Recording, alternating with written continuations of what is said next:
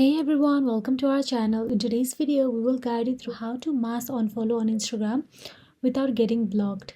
So, mass unfollowing on Instagram can be a delicate process to avoid getting blocked or flagged for suspicious activity. So, first thing first, open the Instagram app on your mobile device and log into your account. Then tap on your profile icon at the bottom right corner to navigate to your profile. And once you're on your profile, simply tap on the three dashboard in the top right corner. After you tap on the three dashboards, scroll down till you find the option Help. Tap on the Help and tap on the Report a Problem.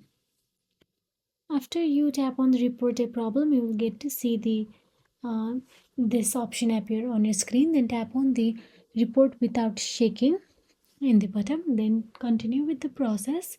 Now here all you have to do is write down and describe in brief about your problem. Like I'm writing it here, you can simply copy and paste it to your Instagram account as well.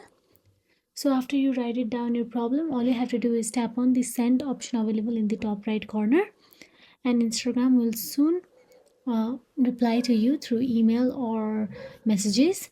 So that's it guys. If you found this video helpful, please like, share and subscribe our channel, and thank you so much for watching.